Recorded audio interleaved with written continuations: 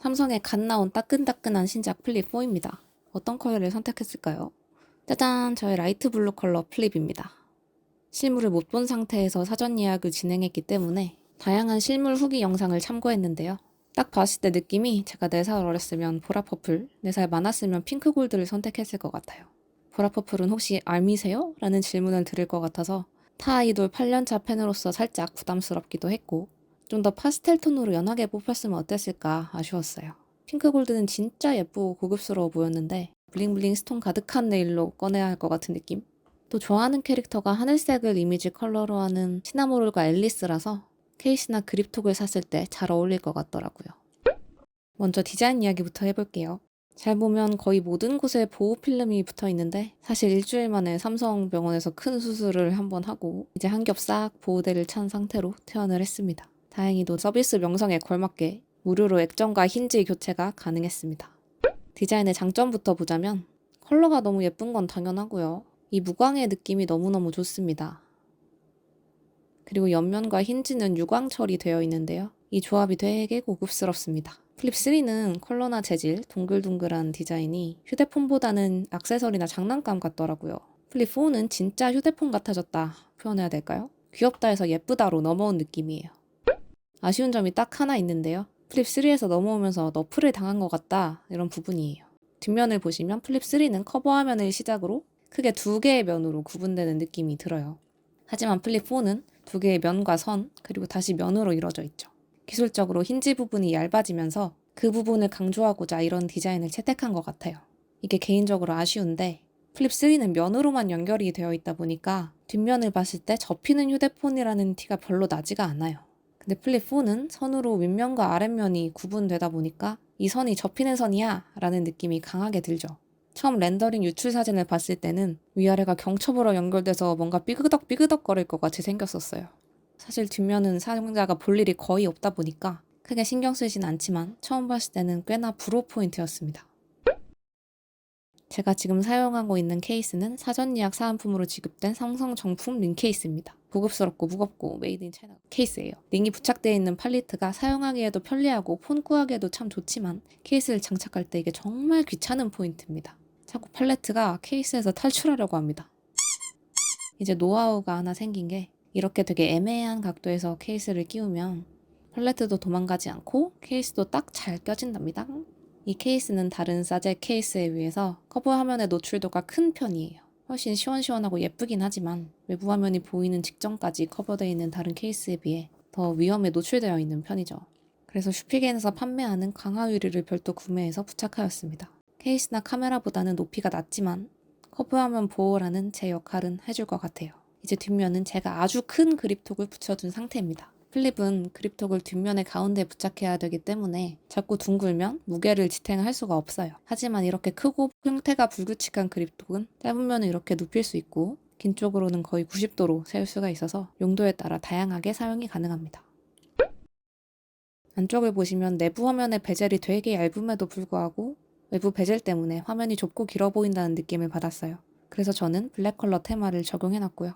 여기 설정에 들어가서 디스플레이를 선택하고 화면과 글자 크기를 모두 최소로 해두었습니다. 이렇게 비교해보면 모두 중간인 상태보다 상대적으로 화면 크기가 훨씬 커 보이고 세련돼 보이죠? 다음은 빅스비 루틴입니다. 빅스비 루틴은 어떤 한 조건을 충족했을 때 휴대폰이 자체적으로 어떤 행동을 할지 매크로처럼 정할 수 있는 기능이에요. 장소, 시간, 휴대폰 상태에 따라서 다양한 설정을 할 수가 있는데 저는 아직 3개만 쓰고 있습니다. 하나는 화면을 닫았을 때 커버 화면 이미지를 자동으로 나타나게 해주는 기능이에요. 원래는 휴대폰 닫은 뒤에 화면을 터치하거나 홈 버튼을 눌러야 이미지가 나오는데요. 저는 휴대폰을 닫을 때마다 등록해놓은 세븐틴 조슈아님의 이미지를 바로 보고 싶기 때문에 휴대폰이 완전히 접힐 때 홈 버튼이 눌린다는 설정을 해놨습니다. 그래서 휴대폰을 잡으면 잠시 뒤에 이렇게 등록해놓은 커버 이미지가 자동으로 나오게 되죠. 또 하나는 무선 이어폰을 연결했을 때 바로 유튜브 무직이 재생되게 설정한 루틴입니다. 다른 목적으로 착용했을 때는 다시 끄기 귀찮아서 더 나은 설정이 있을까 고민 중입니다. 저는 자급제 기기와 알뜰폰 요금제의 조합을 사용하고 있는데요. 자급제 기기는 갤럭시 캠퍼스 스토어에서 사전 예약을 통해 256기가 모델 기준 약 105만원에 구매를 할 수 있었고요. 보통의 통신사 기기처럼 24개월 할부를 가정했을 때 월 납부 기기값이 44,000원이 조금 안 되네요. 이제 여기에 제가 본 심으로 사용하고 있는 요금제 가격을 더해볼게요. 저는 현재 인스모바일의 LG U+망을 사용하는 인스 유심 스트롱 15기가 요금제를 사용하고 있습니다. 통화 100분, 문자 100건이라는 다소 적은 기본 제공량이지만 전화는 가끔 부모님한테 용건을 전할 때만 사용하고 문자는 진짜 아예 사용하지 않는다고 봐도 무방하거든요.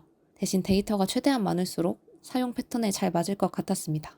대부분의 저렴한 데이터 무제한 요금제는 기본 제공량을 넘어가면 1Mbps의 속도로 데이터를 지원하는데요. 카카오톡이나 가벼운 인터넷 서핑을 하기에는 괜찮은 속도지만 유튜브를 보거나 스트리밍을 하기에는 너무 느린 편이에요.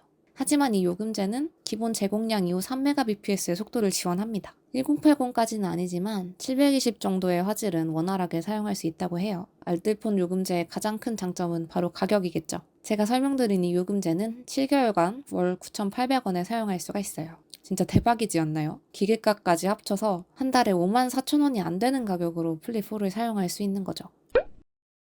혹시 잠금 화면에서 특이한 점을 찾으셨나요? 바로 좌측 상단에 두 개의 통신사가 표시되어 있는 건데요. 이 심을 통해 두 개의 번호를 사용하고 있기 때문입니다. 소프트웨어적으로는 완전히 별개의 두 핸드폰을 하나의 하드웨어로 사용하는 것이라고 표현하면 이해가 쉬울 것 같아요. 다른 휴대폰과 동일한 물리심은 인스모바일 U+망.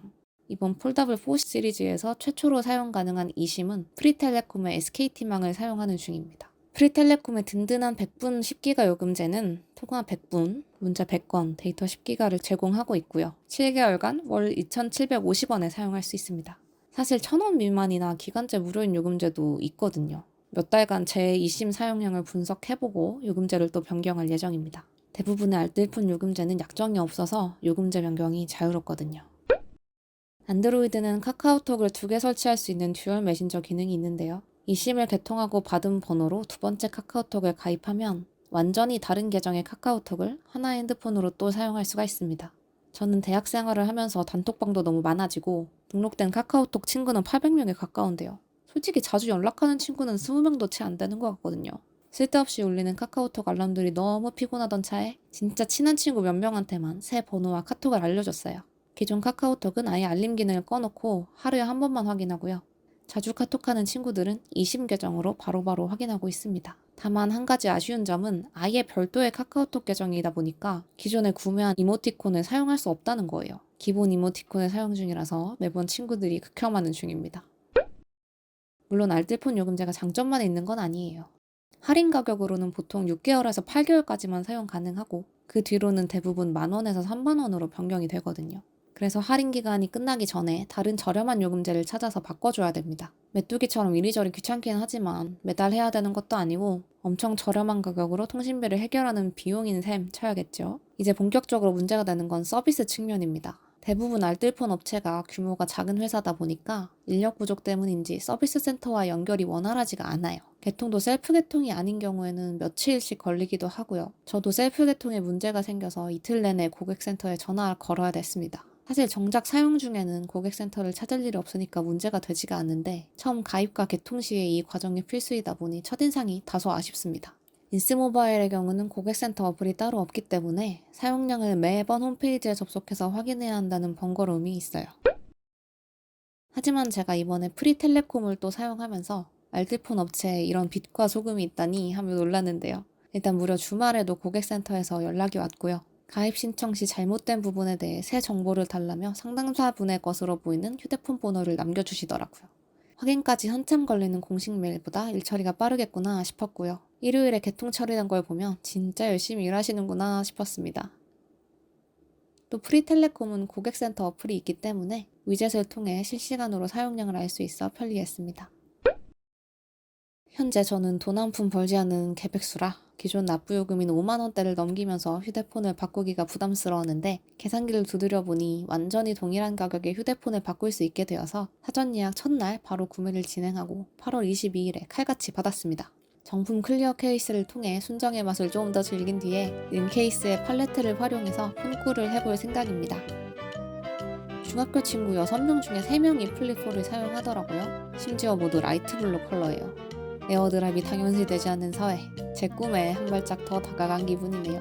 앞으로도 삼성전자가 열심히 일해줬으면 합니다. 협력충들이여 화이팅! 화이팅!